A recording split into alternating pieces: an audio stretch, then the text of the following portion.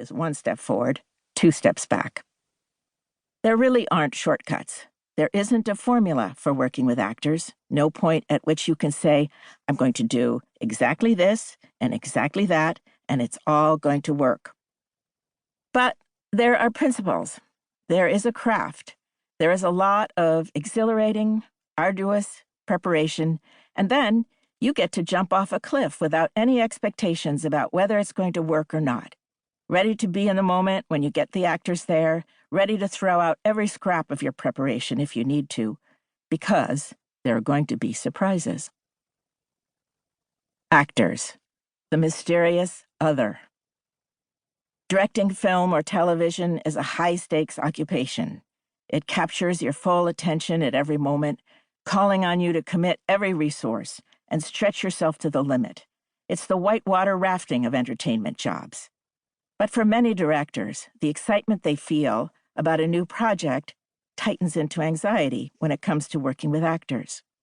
The entertainment industry is conflicted in its attitude towards actors. Actors are both fawned over and looked down upon. Actors are an irrational and baffling other. Many directors come from a technical background and know very little about how actors work. Unlike camera and sound equipment, actors don't come with interchangeable parts you can turn on, dials you can adjust. Directors who have come up from the production side of film may even have a prejudice against actors. There is often a feeling on film and television sets that, compared to the expertise and long hours required of the crew members, what actors do is not really work. After all, anybody who can walk and talk at the same time could do it, right? Writers who turn to directing often become troubled and impatient with actors because the lines when spoken don't come out exactly as the writer imagined they would.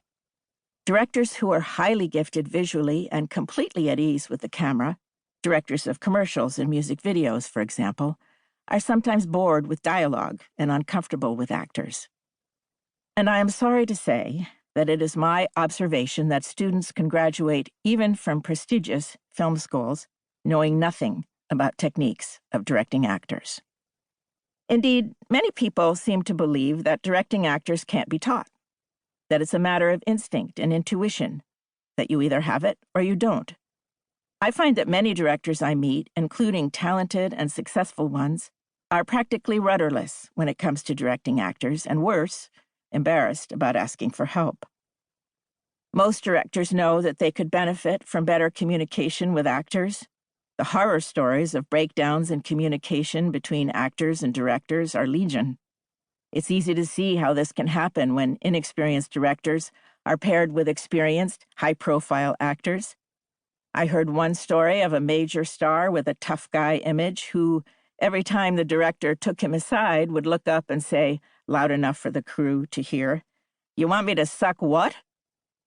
Now, maybe the veteran actor was trying to relax the young director by teasing him out of some of his earnestness. Or maybe he was crudely letting the poor fellow know how stupid he thought the director's input was. It's not unusual for actors to be dismayed at how little directors know about them. First-time directors typically put a lot of care into getting the most production value for the money they have available, but very little care and preparation into understanding the characters and supporting the performances.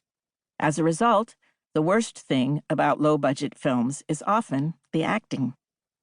And communication problems are not limited to low-paid, inexperienced directors.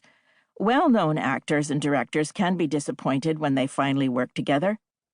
Why?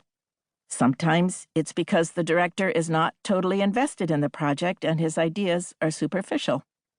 But sometimes it's because the director has not taken the time to make a human connection to the actor, to pay attention to their concerns and ideas.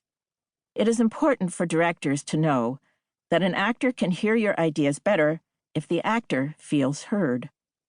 One of my goals is to help directors and actors develop a shared language. The craft of directing.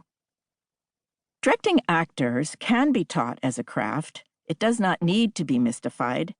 Over the many years that I have taught my seminars and consulted one-on-one with working directors, I have evolved a set of principles